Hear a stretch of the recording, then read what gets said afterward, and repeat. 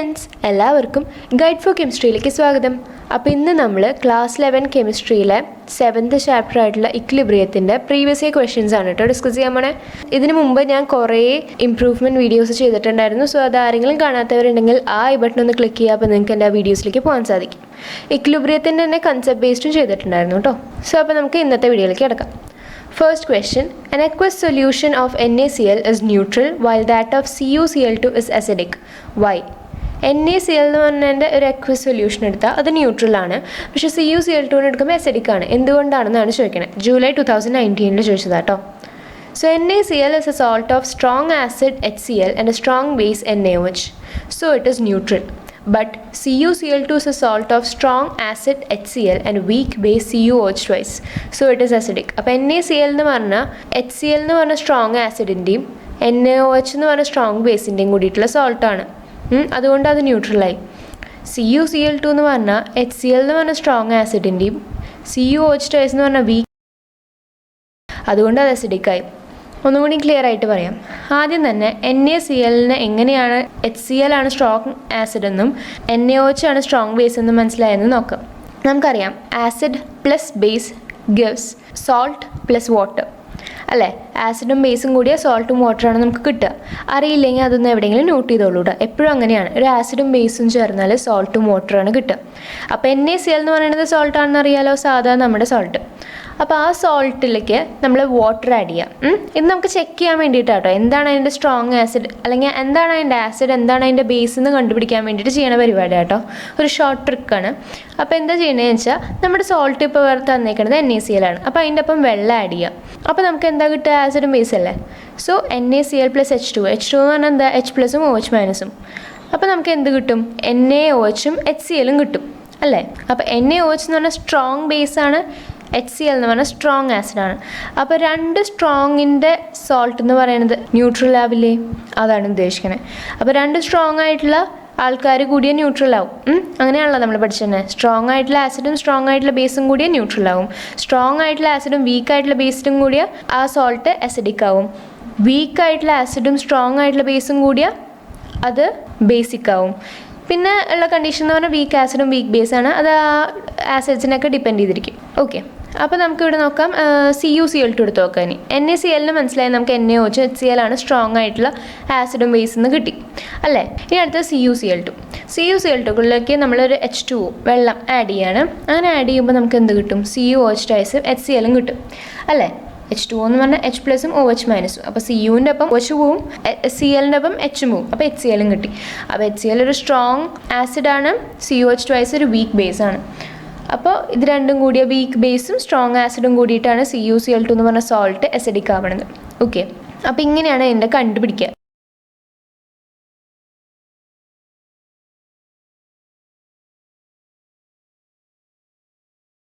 ഇനി അടുത്തത്, for the equilibrium 2NoCl gives 2No plus Cl2. The value of equilibrium constant Kp is 1.8 × 10⁻² at 500 Kelvin. Calculate Kc for this reaction at the same temperature. July 2019 ചോദിച്ചതാണ്. ചോദ്യം എന്താണെന്ന് വെച്ചാൽ നമുക്കൊരു equilibrium reaction തന്നിട്ടുണ്ട്.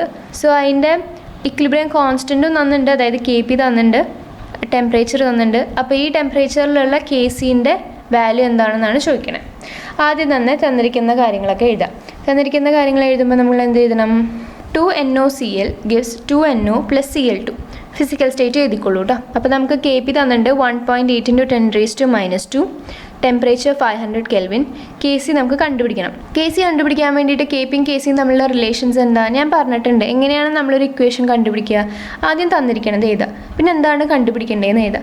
അപ്പോൾ അവർ തമ്മിലുള്ള റിലേഷൻ എന്താണെന്ന് നമുക്ക് ഓട്ടോമാറ്റിക്കലി ഓർമ്മ വരും. അപ്പോൾ Kpയും Kcയും തമ്മിലുള്ള റിലേഷൻ എന്താ, Kp = Kc × RT⁻Δn അല്ലേ.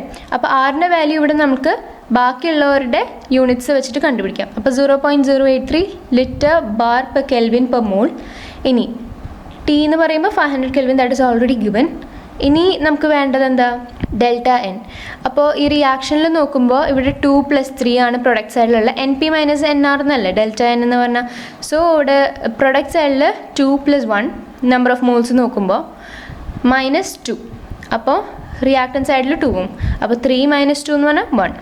So K P is equal to K C into R T raise to delta N ആണ്. So 1.8 into 10 raise to -2 is equal to K C into 0.083 into 500 raise to 1. So K C എന്ത് കിട്ടും?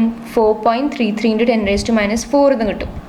ഇനി അടുത്തത് calculate the pH of 1 into 10 raised to -2 molar aqueous solution of H2SO4 March 2019 ചോദിച്ചതാട്ടോ. അപ്പോൾ H2SO4ൻ്റെ ഒരു aqueous solution തന്നിട്ടുണ്ട്. അതിൻ്റെ P H calculate ചെയ്യാൻ പറഞ്ഞേക്കാണ്, കോൺസെൻട്രേഷനും തന്നിട്ടുണ്ട്. അപ്പോൾ ആദ്യം തന്നെ ഇക്വേഷൻ എഴുതാം. H2SO4 gives 2H++ SO4 2-. എന്നിട്ട് നോക്കുക പി എച്ച് ആണ് കണ്ടുപിടിക്കാൻ പറഞ്ഞത്. പി എച്ചിൻ്റെ ഫോമുല എന്താ? P H is equal to -log of molar concentration of H+, അല്ലെങ്കിൽ -log of molar concentration of H3O+, അല്ലേ? ഇവിടെ നമുക്ക് H+ മതി, H3O+ൻ്റെ ആവശ്യമില്ല. രണ്ടും സെയിം ആണ്, എന്നാൽ H+ മതി. ഓക്കെ, അപ്പോൾ നമുക്ക് ഒരു കാര്യം ഇവിടെ തന്നിട്ടുണ്ട്. H2SO4ൻ്റെ molar concentration which is 1 into 10 raised to -2, അല്ലേ? ഇവിടെ നമ്മൾ അതിനെ സ്പ്ലിറ്റ് ചെയ്യുമ്പോൾ H2SO4നെ സ്പ്ലിറ്റ് ചെയ്യുമ്പോൾ 2H+ഉം SO4 2- ആയിട്ടാണ് സ്പ്ലിറ്റ് ചെയ്യുക. അപ്പോൾ നോക്കൂ, 2H+ന് 2 moles ഓഫ് H+ ആണ്. അപ്പോൾ 2 into 1 into 10 raised to -2 എന്നല്ലേ എഴുതുക? അപ്പോൾ 2 into 10 raised to -2. അപ്പോൾ മോളാർ കോൺസെൻട്രേഷൻ ഓഫ് H+ എന്ന് പറഞ്ഞാൽ 2 into 10 raised to -2. അതിവിടെ സബ്സ്റ്റിറ്റ്യൂട്ട് ചെയ്യുക ഇക്വേഷനിൽ. അപ്പോൾ നമുക്ക് എന്ത് കിട്ടും? P H is equal to -log of molar concentration of H+, which is equal to -log of 2 into 10 raised to -2, which is equal to 1.6989. Okay, ഇനി അടുത്തത് examine the chemical equilibrium 4NH3 plus 5H2O gives 4NO plus 6H2O. Write the expression for equilibrium constant Kc for the above equilibrium. What happens to Kc if the balanced equation is multiplied throughout by a factor of 2? March 2019 ചോദിച്ചത് കേട്ടോ. അപ്പോൾ എന്താണ് question? ഒരു equilibrium reaction തന്നിട്ടുണ്ട്. അപ്പോൾ ആ റിയാക്ഷനിൽ നിന്ന് Kc എങ്ങനെ എഴുതാമെന്നാണ് ചോദിച്ചത്. പിന്നെ അവർ ചോദിച്ചിട്ടുണ്ട് നമ്മളിപ്പോൾ ആ റിയാക്ഷൻ മൊത്തത്തിൽ 2 കൊണ്ട് മൾട്ടിപ്ലൈ ചെയ്തു, അപ്പോൾ എന്താണ് കേസിക്ക് സംഭവിക്കുക? അതാണ് ചോദിച്ചത്. ആദ്യം തന്നെ ആ റിയാക്ഷൻ എടുത്ത് എഴുതുക. 4NH3 plus 5O2 gives 4NO plus 6H2O. അപ്പോൾ Kc is equal to molar concentration of product by molar concentration of reactants, അങ്ങനെയല്ലേ വരിക? പ്രോഡക്റ്റ് ബൈ റിയാക്ടൻസ് എന്നല്ലേ വരിക? So molar concentration of NO raised to 4 into molar concentration of H2O raised to 6 by molar concentration of NH3 raised to 4 into molar concentration of O2 raised to 5. ഇനി നമ്മൾ ആ ഇക്വേഷനെ 2 കൊണ്ട് multiply ചെയ്യാണ്. അപ്പോൾ കേസിക്ക് എന്താ സംഭവിക്കുക? If the balance equation is multiplied throughout by 2 then Kc dash is equal to Kc square. Kc dash എന്ന് പറഞ്ഞാൽ എന്താ? പുതിയതായിട്ട് നമുക്ക് കിട്ടാൻ പോകുന്ന Kcയുടെ വാല്യൂ കേട്ടോ. അപ്പോൾ Kc dash എന്ന് പറയുന്നത് Kc സ്ക്വയർ ആവില്ലേ? എന്തുകൊണ്ടാണ് ഞാൻ അങ്ങനെ പറഞ്ഞത്? ഒന്ന് ആലോചിച്ച് നോക്കുക. നമ്മൾ ഈ ഇക്വേഷന് 2 കൊണ്ട് മൾട്ടിപ്ലൈ ചെയ്യണം. എല്ലാ ടേംസിനെയും നമ്മൾ 2 കൊണ്ട് മൾട്ടിപ്ലൈ ചെയ്യണം, B it product or reactant. Okay, 2 കൊണ്ട് മൾട്ടിപ്ലൈ ചെയ്യുമ്പോൾ നമ്മൾ എന്ത് ചെയ്യും? Kc എഴുതുമ്പോൾ നമ്മൾ അതിനെ റേസ് ടു 2 എന്നും കൂടി കൊടുക്കും, അല്ലേ? അതായത് NO raised to 8, H2O raised to 12 അങ്ങനെ പറഞ്ഞിട്ട് കൊടുക്കില്ലേ? അപ്പോൾ മൊത്തത്തിൽ നോക്കിയാൽ എല്ലാത്തിനും raised to 2 എന്നുള്ളൊരു പവർ ഉണ്ടാവും, അല്ലേ? അപ്പോൾ Kc എന്താ ചെയ്യണേ? സ്ക്വയേർഡ് ആവുകയാണല്ലേ ചെയ്യണേ? ശരിക്കുള്ള വാല്യൂ എന്ന് പറയുന്നത് ഇതാണ്. ഈ വാല്യൂവിൻ്റെ സ്ക്വയേർഡ് ആവുമല്ലേ ചെയ്യണേ നമ്മൾ 2 കൊണ്ട് മൾട്ടിപ്ലൈ ചെയ്യുമ്പോൾ, അല്ലേ? അപ്പോൾ Kc dash is equal to Kc square. ഇതുപോലെ ഇപ്പോൾ 2 അല്ല, 2 കൊണ്ട് മൾട്ടിപ്ലൈ ചെയ്തു എന്ന് വിടും. ഈ ക്വസ്റ്റൻ അല്ലാണ്ട് നമ്മളോട് ചോദിക്കുകയാണ് ഇൻറ്റു 3 മൾട്ടിപ്ലൈ ചെയ്തു ബൈ 3. ഓക്കെ, അങ്ങനെ വരുമ്പോൾ എന്തുണ്ടാവും? Kc dash is equal to Kc cube. Okay, ഇനിയിപ്പോൾ ഇൻറ്റു 10 ചെയ്തു, അപ്പോൾ Kc dash is equal to Kc raised to 10. Okay, അപ്പോൾ ആ ഒരു ഐഡിയ മനസ്സിലായില്ലേ? ഇനി അടുത്തത് give the relation between Kp and Kc for the reaction given below. അപ്പോൾ തന്നിരിക്കുന്ന റിയാക്ഷൻ്റെ Kpയും Kcയും തമ്മിലുള്ള റിലേഷൻ എന്താണെന്ന് കണ്ടുപിടിക്കാൻ പറയുകയാണ്. ഓഗസ്റ്റ് 2018 ചോദിച്ചതാണ്. 2NOCl gives 2NO plus Cl2. ആ ഇക്വേഷൻ ആദ്യം എടുത്ത് എഴുതാം. അതിനുശേഷം Kp is equal to Kc into RT raised to delta n. അതാണല്ലോ നമ്മുടെ മെയിൻ ഇക്വേഷൻ, Kpയും Kcയും തമ്മിലുള്ള റിലേഷൻ. അതിൽ നിന്ന് ഡെൽറ്റ എൻ കണ്ടുപിടിക്കുക, NP - NR. കാരണം നമുക്ക് വേറെ വാല്യൂസ് ഇല്ല, അപ്പോൾ നമുക്ക് ഡെൽറ്റ എൻ മാത്രമേ ഉള്ളൂ ഇനി കണ്ടുപിടിക്കാൻ. So delta N is equal to NP - NR. Right സൈഡിൽ, അതായത് പ്രൊഡക്റ്റ് സൈഡിൽ 3 ആണ് ടോട്ടലി നോക്കിയാൽ number of moles. So 3 minus ലെഫ്റ്റിൽ 2. So 3 - 2 that is 1. So Kp is equal to Kc into RT. ഇനി അടുത്തത് H2O and HSO4- can act both as bronzed acid and bases. For each case, give the corresponding conjugate acid and conjugate base. August 2018 ചോദിച്ചതാണ്. അപ്പോൾ H2Oയും H2SO4- ആണ് നമുക്കിവിടെ തന്നേനെ. രണ്ടിനും Bronsted ആസിഡും ബേസായിട്ട് act ചെയ്യാൻ പറ്റും. ഓക്കെ, അതായത് ആസിഡായിട്ടും ബേസായിട്ടും ആക്ട് ചെയ്യാൻ പറ്റുന്നു. അങ്ങനെയാണെങ്കിൽ ഓരോ കേസിനും അവരുടേതായിട്ടുള്ള കോൺജുഗേറ്റ് ആസിഡും ബേസും കൊടുക്കാൻ പറയുകയാണ്. ഓക്കെ, ഇത് എഴുതുമ്പോൾ ജസ്റ്റ് നിങ്ങൾ കോൺജുഗേറ്റ് ബേസ് എന്താണ്, കോൺജുഗേറ്റ് ആസിഡ് എന്താണെന്ന് മാത്രം എഴുതിയാൽ മതി. ഇവിടെ ഞാൻ ഇത്രയും എക്സ്പ്ലെയിൻ ചെയ്തേണ്ടത് എന്തിനാണെന്ന് വെച്ചാൽ നിങ്ങൾക്ക് മനസ്സിലാക്കി തരാനാണ്. ഓക്കെ, അപ്പോൾ നമ്മളിനി ആദ്യം കോൺജുഗേറ്റ് ബേസ് കണ്ടുപിടിക്കാമെന്ന് വിചാരിക്കും. എന്താണ് കോൺജുഗേറ്റ് ബേസിനെ ഞാൻ ഷോർട്ടാക്കി പറഞ്ഞെന്ന ഫോർമുല? ആസിഡിൽ നിന്ന് H+ കുറയ്ക്കുക, അതാണ് കോൺജുഗേറ്റ് ബേസ് എന്ന് പറയുന്നത്. അപ്പോൾ നമുക്ക് ആദ്യം H2Oനെയും HSO4- ആസിഡായിട്ട് കണക്കാക്കാം. അപ്പോൾ എന്തുണ്ടാവും? ആസിഡിൽ നിന്ന് H+ കുറച്ചാലാണ് നമുക്ക് കോൺജുഗേറ്റ് ബേസ് കിട്ടുക. അപ്പോൾ നമ്മൾ ആദ്യം H2O എടുത്തു, -H+, ഇതിൽ നിന്ന് H2Oന്ന് H+ കുറയ്ക്കുക. H2O എന്ന് പറഞ്ഞാൽ എന്താ? H+ഉം OH-ഉം. അതിന് H+ കളഞ്ഞാൽ എന്താ ഉണ്ടാവുക? OH- അല്ലേ ബാക്കി ഉണ്ടാവുക. So conjugate base of H2O എന്ന് പറയുന്നത് OH- ആവും. ഇനി HSO4- നോക്കുകയാണെങ്കിൽ അതിൽ നിന്ന് H+ കുറയ്ക്കുക, അതായത് ഈ H പോവും. അപ്പോൾ SO4 2- ആവില്ലേ? അതാണ് ഇവിടെ എഴുതിയത്.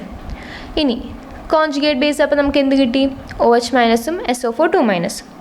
ഇത്രയും എഴുതണ്ടു. നിങ്ങൾ എഴുതുമ്പോൾ ജസ്റ്റ് ഈ കോൺജുഗേറ്റ് ബേസ് എന്താണ്, കോൺജുഗേറ്റ് ആസിഡ് എന്താണ്, ഇത്രയും എഴുതണ്ടു. ഞാനിവിടെ ഇത്രയും എഴുതിയാണത് നിങ്ങൾ എക്സ്പ്ലെയിൻ ചെയ്ത് തരാൻ വേണ്ടിയിട്ടാട്ടോ. അപ്പോൾ നിങ്ങൾക്ക് വേണമെങ്കിൽ എക്സാമിനും എഴുതാം കേട്ടോ. ഇങ്ങനെയൊക്കെ എഴുതിയതുകൊണ്ട് കുഴപ്പമൊന്നുമില്ല. പക്ഷേ അതൊക്കെ എഴുതുന്നുണ്ടെങ്കിൽ തന്നെ നമ്മൾ വല്ല വർക്ക് ഏരിയയിലോ അല്ലെങ്കിൽ അങ്ങനെ നമ്മൾ വർക്ക് ഔട്ട് ചെയ്യുന്ന ഏരിയാസിൽ എഴുതിയാൽ മതി. ഓക്കെ, ഇങ്ങനെ സ്ട്രെയിറ്റ് ആയിട്ട് ഇതിൽ എഴുതണ്ട. നിങ്ങളിതിൽ ജസ്റ്റ് നിങ്ങൾ ആൻസർ മാത്രമായിട്ട് എഴുതിയാൽ മതി. ഇനി അടുത്ത കോൺജുഗേറ്റ് ആസിഡ് കണ്ടുപിടിക്കാൻ വേണ്ടിയിട്ട് ബേസ് +H+, അല്ലേ? ബേസിൻ്റെ ഒപ്പം H+ ആഡ് ചെയ്ത് അത് കോൺജുഗേറ്റ് ആസിഡായി. അപ്പോൾ നമുക്ക് ഇവിടെ H2Oനെയും HSO4- ബേസായിട്ട് ആക്റ്റീവിപ്പിക്കാം. അപ്പോൾ H2O എടുക്കുമ്പോൾ അതിലേക്ക് H+ ആഡ് ചെയ്ത് എന്തുണ്ടാവും? H3O+ ആവില്ലേ? അതുപോലെ HSO4- H+ ആഡ് ചെയ്താൽ H2SO4 ആവും, അല്ലേ? അപ്പോൾ കോൺജുഗേറ്റ് ആസിഡ്സ് ഏതൊക്കെയാണ്? H3O+ഉം H2SO4ഉം. ഓക്കെ, ഇതാണ് ഏറ്റവും എളുപ്പമുള്ള വഴി ഇത് കണ്ടുപിടിക്കാൻ വേണ്ടിയിട്ട്. കോൺജുഗേറ്റ് ആസിഡും ബേസും എപ്പോഴും കൺഫ്യൂസ്ഡ് ആവുന്ന ഒരു കാര്യം, എങ്ങനെ ഇത് കണ്ടുപിടിക്കുക എന്നുള്ളത്. ഇവിടെ നമുക്ക് H2Oയും HSO4- രണ്ടും ബ്രോൺസ്റ്റഡ് ആസിഡും ബേസായിട്ട് ആക്ട് ചെയ്യുന്ന കാരണം എളുപ്പമാണ് കണ്ടുപിടിക്കാൻ. അപ്പോൾ ഇതാണ് മെത്തേഡ് കേട്ടോ. ഇനി അടുത്തത്, the ionization constant of nitrous acid is 4.5 × 10⁻⁴. Calculate the pH of 0.04 molar solution of nitrous acid in water. Hint: HNO2 + H2O gives H3O+ + NO2-. Ka = C∝². August 2018 ചോദിച്ചതാണ്. അപ്പോൾ നമുക്ക് ഒരു ഇക്വേഷൻ തന്നിട്ടുണ്ട്, അതിൻ്റെ pH കാൽക്കുലേറ്റ് ചെയ്യാനാണ് പറഞ്ഞത്. വെള്ളത്തിലുള്ള നൈട്രസ് ആസിഡിൻ്റെ solution എന്ന് പറയുന്നത് 0.04 മോളാർ ആണ്. ഇനി അയണൈസേഷൻ കോൺസ്റ്റൻറ്റ് എന്ന് പറയുന്നത് 4.5 × 10⁻⁴ ആണ്. ഇനി എങ്ങനെ pH കാൽക്കുലേറ്റ് ചെയ്യാൻ നോക്കാം. HNO2 + H2O gives H3O+ + NO2-. അപ്പോൾ ഇക്വേഷൻ അങ്ങനെ തന്നെ എഴുതി. അത് കഴിഞ്ഞിട്ട് നമുക്ക് Ka എഴുതി കൂടെ 4.5 × 10⁻⁴. C തന്നിട്ടുണ്ട് 0.04 മോളാർ. അപ്പോൾ Ka = C∝². ആ റിലേഷൻ അറിഞ്ഞൂടെ? സോ അതിൽ നിന്ന് alpha കണ്ടുപിടിച്ചൂടെ? √Ka/C that is equal to √4.5 × 10⁻⁴ / 0.04 which is equal to 0.106. ഇനി നമുക്ക് മോളാർ കോൺസെൻട്രേഷൻ ഓഫ് H3O+ കണ്ടുപിടിക്കണം. എന്തിനാ അത് കണ്ടുപിടിക്കണേ? കാരണം നമ്മളോട് പറയുന്നത് pH കാണാനാണ്, -log of H3O+. അപ്പോൾ മോളാർ കോൺസെൻട്രേഷൻ ഓഫ് H3O+ കാണണമെങ്കിൽ നമുക്ക് ഈ ക്വസ്റ്റ്യനിൽ നമുക്ക് ആകെ ഉള്ള ഒരു വഴി എന്ന് പറഞ്ഞാൽ C∝ യൂസ് ചെയ്യലാണ്. So it is equal to C എന്ന് പറഞ്ഞാൽ 0.04 × 0.106. അപ്പോൾ ആൽഫ കിട്ടാൻ വേണ്ടിയിട്ടാണ് നമ്മൾ Ka = C∝² എന്ന് പറഞ്ഞത്. ഓക്കെ, ഇനി that is equal to 0.00424. So pH നമുക്ക് എന്ത് കിട്ടും? -log of molar concentration of H3O+ൽ H3O+ൻ്റെ വാല്യൂ ഇട്ട് കൊടുത്താൽ നമുക്ക് 2.373 എന്ന് കിട്ടും. ഇനി അടുത്തത്, explain the effects of temperature and pressure on the following equilibrium. അപ്പോൾ നമുക്കൊരു ഇക്വേഷൻ തന്നിട്ടുണ്ട്, 2NO2 gives N2O4 ΔH തന്നിട്ടുണ്ട്. അപ്പോൾ ഇതിൽ ടെമ്പറേച്ചറിൻ്റെയും പ്രഷറിൻ്റെയും ഇഫക്റ്റ് എന്താണെന്നാണ് ചോദിക്കുന്നത്. മാർച്ച് 2018 ചോദിച്ചത് കേട്ടോ. അപ്പോൾ ടെമ്പറേച്ചറിൻ്റെ ഇഫക്റ്റ് എന്താ നോക്കാം.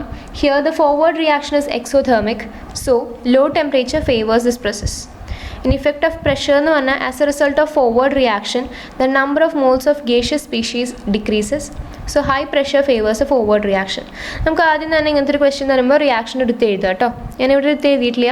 നിങ്ങൾ എക്സാമിന് എഴുതുമ്പോൾ എന്തൊക്കെയാണ് തന്നേക്കണേ അത് എഴുതുക, എന്താണ് കണ്ടുപിടിക്കേണ്ടത് അതിലെ ക്വസ്റ്റ്യൻ മാർക്ക് ഇടുക if it is A problem. Okay, അപ്പോൾ ഇവിടെ നമുക്ക് ആദ്യം ഇക്വേഷൻ എടുത്ത് എഴുതി. 2NO2 gives N2O4 ΔH തന്നിട്ടുണ്ട്.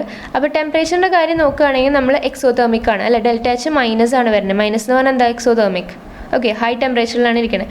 അപ്പോൾ ഫോർവേഡ് റിയാക്ഷനിലേക്ക് പോയി എക്സോതെർമിക് ആവും. അപ്പോൾ നമുക്ക് എന്ത് വേണം? ഇക്വിലിബ്രിയത്തിൽ എത്തിക്കാൻ വേണ്ടിയിട്ട് ഷാറ്റ്ലർ എന്ത് പറഞ്ഞു? നമ്മൾ എക്സോതെർമിക് ആയിട്ടാണ് പോകണമെങ്കിൽ നമ്മൾ ലോ ടെമ്പറേച്ചറിനെ ഫേവർ ചെയ്യണം. അപ്പോൾ അത് ബാക്ക്വേർഡ് റിയാക്ഷനിലേക്ക് പോകും. അപ്പോൾ ഇവിടെ ഫോർവേഡ് റിയാക്ഷനിൽ എക്സോതെർമിക് ആണ്. അപ്പോൾ നമ്മൾ എന്ത് ചെയ്യണം? ലോ ടെമ്പറേച്ചറിനെ ഫേവർ ചെയ്യണം. അപ്പോൾ ഈ പ്രോസസ്സ് ഫേവർ ചെയ്യുക ലോ ടെമ്പറേച്ചറാണ്. ഇനി അടുത്തത് എഫക്റ്റ് ഓഫ് പ്രഷർ നോക്കുമ്പോൾ നമ്പർ ഓഫ് മോൾസ് ആണ് പ്രഷറിൻ്റെ കേസിൽ നോക്കുക. സോ ലെഫ്റ്റ് സൈഡിൽ നമുക്ക് 2 ഉള്ള, റൈറ്റ് സൈഡിൽ 1 ഉള്ളൂ.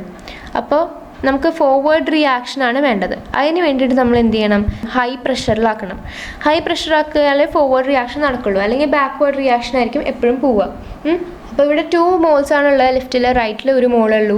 അപ്പോൾ നമ്മൾക്ക് ഫോർവേഡ് റിയാക്ഷൻ നടത്താൻ വേണ്ടിയിട്ട് എന്ത് ചെയ്യണം? നമ്പർ ഓഫ് മോൾസ് കൂടണം അല്ലേ? നമ്പർ ഓഫ് മോൾസ് കൂടാൻ വേണ്ടിയിട്ട് പ്രഷർ കൂട്ടും. അപ്പോൾ അതുകൊണ്ട് ഈ പ്രോസസ്സ് ഫേവർ ചെയ്യുക ഹൈ പ്രഷറായിരിക്കും. ഇനി അടുത്തത്, classify the following into Lewis acid and Lewis base. Lewis ആസിഡും ലൂയിസ് ബേസ് ആയിട്ട് ക്ലാസിഫൈ ചെയ്യാൻ പറയുകയാണ്. H2O, NH3, AlCl3, H+. The concentration of H+ ion of soft drink is 2 × 10⁻13. Calculate its pH. Identify whether the solution is acidic or basic. July 2017 ചോദിച്ചത്.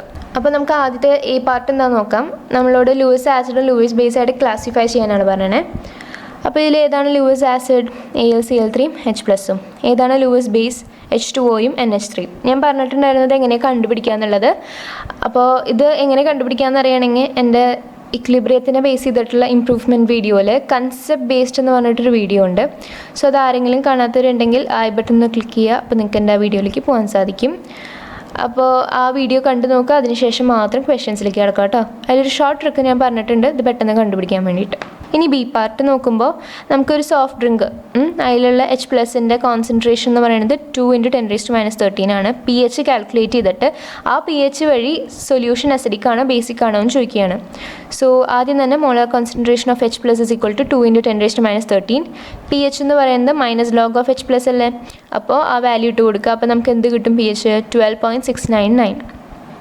pH 7-നേക്കാട്ടും greater ആണ്, അപ്പോൾ solution basic ആണ്. If the pH was below 7 അത് acidic ആണ്. 7 ആണെങ്കിൽ neutral ആണ്. Okay, ഇനി അടുത്തത്, classify the following into acidic, basic or neutral. NaCl, NH4NO3, NaCN, NaNO2. ഇത് തന്നിരിക്കണേന്ന് ആസിഡ്, ബേസ്, ന്യൂട്രൽ എന്ന് പറഞ്ഞിട്ട് ക്ലാസിഫൈ ചെയ്യാനാണ് പറഞ്ഞത്. അപ്പോൾ ഇതെങ്ങനെ ക്ലാസിഫൈ ചെയ്യുക? ആദ്യം തന്നെ ഇതിലൊക്കെയാണ് ആസിഡ്, ബേസ്, ന്യൂട്രൽ ആയിട്ട് വരണതെന്ന് പറഞ്ഞുതരാം. അസിഡിക് ആയിട്ട് വരുന്നത് NH4NO3, ബേസിക് ആയിട്ട് വരുന്നത് NaCN, NaNO2, ന്യൂട്രൽ ആയിട്ട് വരുന്നത് NaCl. അപ്പോൾ ഇതെങ്ങനെ ആസിഡാണോ ബേസ് ആണോ ന്യൂട്രൽ ആണോ എന്ന് കണ്ടുപിടിക്കാമെന്നറിയോ? ആദ്യം തന്നെ ഇതിപ്പോൾ തന്നിരിക്കുന്നത് നമുക്ക് വിചാരിക്കും സോൾട്ട് ആണെന്ന് വിചാരിക്കാം. ഓക്കെ, അതിലേക്ക് നമ്മൾ വെള്ളം ആഡ് ചെയ്യാം. വെള്ളം ആഡ് ചെയ്യുമ്പോൾ നമുക്കറിയാം H2O + സോൾട്ട് എന്ന് പറയുന്നത് ആസിഡും ബേസുമാണ് തരിക. അപ്പോൾ അതിൽ ആരാണോ സ്ട്രോങ്, അതിൻ്റെ ആ ഒരു കോമ്പിനേഷൻ വെച്ചിട്ട് നമുക്ക് കണ്ടുപിടിക്കാം ഇത് സ്ട്രോങ് ആയിട്ടുള്ള സോൾട്ട് ആണോ അതോ സ്ട്രോങ് ആയിട്ടുള്ള ബേസ് ആണോ അല്ലെങ്കിൽ വീക്ക് ആണോ എന്താണെന്ന് നമുക്ക് കണ്ടുപിടിക്കാം. ഓക്കെ, അപ്പോൾ നമുക്ക് ആദ്യം NaCl എടുക്കാം. NaCl എടുക്കുമ്പോൾ എന്ത് ചെയ്യാം? അതിനെ H2 ആയിട്ട് റിയാക്ട് ചെയ്യിപ്പിക്കുക. അപ്പോൾ നമുക്ക് എന്ത് കിട്ടും? NaOHും HClഉം കിട്ടും. രണ്ടും സ്ട്രോങ് ആണ്. രണ്ടും സ്ട്രോങ് ആകുമ്പോൾ ന്യൂട്രൽ ആവില്ലേ സൊല്യൂഷൻ? അപ്പോൾ ന്യൂട്രൽ ആയിട്ടുള്ളത് NaCl. ഇനി അടുത്തത് നമ്മൾ NH4NO3 എടുത്തു. NH4NO3നെ വെള്ളം ആഡ് ചെയ്തു, H2 ആഡ് ചെയ്തു. അപ്പോൾ H2Oയിൽ എന്തൊക്കെയുണ്ട്? H+ഉം OH- അല്ലേ? അപ്പോൾ H2Oയിലുള്ള OH- NH4ൻ്റെ ഒപ്പം പോവും, NH4NO3യിലെ NH4ൻ്റെ ഒപ്പം പോവും, ആൻഡ് ഹൈഡ്രജൻ പോവുക NO3ൻ്റെ ഒപ്പം. അപ്പോൾ HNO3 എന്ന് പറയുന്നത് ഒരു സ്ട്രോങ് ആസിഡാണ്, ആൻഡ് NH4OH എന്ന് പറയുന്നത് ഒരു വീക്ക് ബേസ് ആണ്. അപ്പോൾ നമുക്ക് എന്ത് കിട്ടും? ആ സൊല്യൂഷൻ അസിഡിക് ആയിട്ട് കിട്ടും. അതുകൊണ്ടാണ് NH4NO3 അസിഡിക് ആയത്. ഇനി അടുത്തത് NaCN എടുക്കാം. NaCN എടുക്കുമ്പോൾ അതിനെ വെള്ളത്തിലേക്ക് ആഡ് ചെയ്തു, അതായത് H2 ആഡ് ചെയ്തു, H+ഉം OH-ഉം. സോ H+ പോവുക CNൻ്റെ ഒപ്പം, OH പോവുക Naയുടെ ഒപ്പമാണ്. സോ NaOH എന്ന് പറയുന്നത് സ്ട്രോങ് ബേസ് ആണ്, ആൻഡ് HC എന്ന് പറയുന്നത് ഒരു വീക്ക് ആസിഡാണ്. സോ സ്ട്രോങ് ബേസും വീക്ക് ആസിഡും കൂടിയാൽ നമുക്ക് എന്താ കിട്ടുന്നത്? ബേസിക് അല്ലേ? സോ ബേസിക്കലി വരെ NaCN. ഇനി NaNO2നെ നമ്മൾ H2Oയിൽ ആഡ് ചെയ്യണു. സോ H2Oയിലുള്ള H പോവുക NO2ൻ്റെ ഒപ്പം, OH പോവുക Naൻ്റെ ഒപ്പം. അപ്പോൾ NaOH എന്ന് പറയുന്നത് സ്ട്രോങ് ബേസ് ആണ്, HNO2 എന്ന് പറയുന്നത് ഒരു വീക്ക് ആസിഡാണ്. സോ അങ്ങനത്തെ ഒരു ആൾക്കാർക്ക് സോൾട്ട് വരിക ബേസിക് ആയിട്ടാണ്. അപ്പോൾ NaNO2 ബേസിക് ആയിട്ടാണ് ബിഹേവ് ചെയ്യുക. ഇനി അടുത്തത് pH of blood remains constant in spite of variety of goods and spices V eat. Give A reason. അപ്പോൾ നമ്മുടെ ബ്ലഡിൻ്റെ pH എന്ന് പറയുന്നത് എപ്പോഴും ഒരേപോലെയാണ്. നമ്മൾ എന്ത് സ്പൈസി ഫുഡോ അല്ലെങ്കിൽ എന്ത് കാര്യം കഴിച്ചാലും അതിൻ്റെ pH അതേപോലെ തന്നെ നിൽക്കേണ്ട, ഒരു വ്യത്യാസവും വരുന്നില്ല. എന്തുകൊണ്ടാണെന്നാണ് ചോദിക്കുന്നത്. It is due to the presence of H2CO3 or HCO3- buffer system in the blood. ബ്ലഡിൽ H2CO3 അല്ലെങ്കിൽ HCO3- ഒരു ബഫർ സിസ്റ്റം ഉണ്ട് നമ്മുടെ ബോഡിയിൽ. അപ്പോൾ അത് കാരണമാണ് നമ്മുടെ ബ്ലഡിൻ്റെ pH കോൺസ്റ്റൻ്റ് ആയിട്ട് നിൽക്കണം, മാറാണ്ട് നിൽക്കുന്നത്. അതുകൊണ്ട് ബഫർ സിസ്റ്റം ഉള്ളതുകൊണ്ടാണ്. ഓക്കെ, അപ്പോൾ ഈ ഒരു ക്വസ്റ്റ്യൻ നല്ലൊരു ചോദ്യമാണ്. അപ്പോൾ നിങ്ങൾ നോട്ട് ചെയ്ത് വെച്ചോളൂ കേട്ടോ.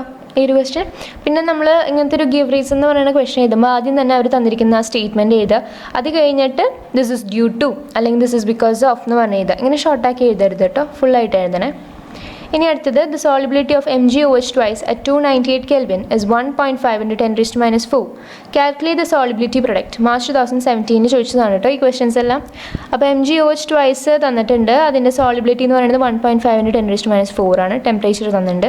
സോളിബിലിറ്റി പ്രൊഡക്റ്റ് കാണാൻ പറയുന്നത്. സോളിബിലിറ്റി പ്രൊഡക്റ്റ് എന്ന് പറഞ്ഞാൽ എന്താ? KSP. എസ് നമുക്ക് കിട്ടിയിട്ടുണ്ട് 1.5 × 10⁻⁴ ആണെന്ന്. അപ്പോൾ നമുക്ക് ആദ്യം തന്നെ ആ ഇക്വേഷൻ ഒന്ന് സ്പ്ലിറ്റ് ചെയ്യാം. MgOH twice എന്ന് പറഞ്ഞാൽ Mg2+ഉം 2OH- ആണ്. അപ്പോൾ MgOH twiceന് ഒരു മോളുള്ളൂ, അപ്പോൾ എസ്. Mg2+ന് ഒരു മോളുള്ളൂ, എസ്.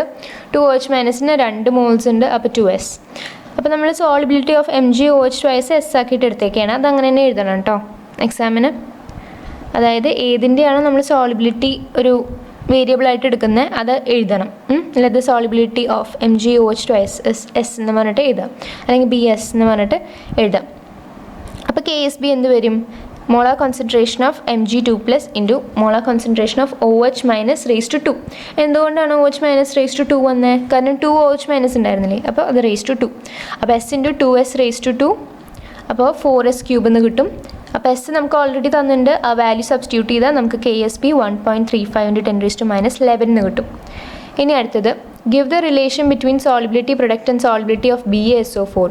അതായത് BaSO4ൻ്റെ സോളിബിലിറ്റി പ്രൊഡക്റ്റും സോളിബിലിറ്റിയും തമ്മിലുള്ള റിലേഷൻ കൊടുക്കാൻ പറയുകയാണ്.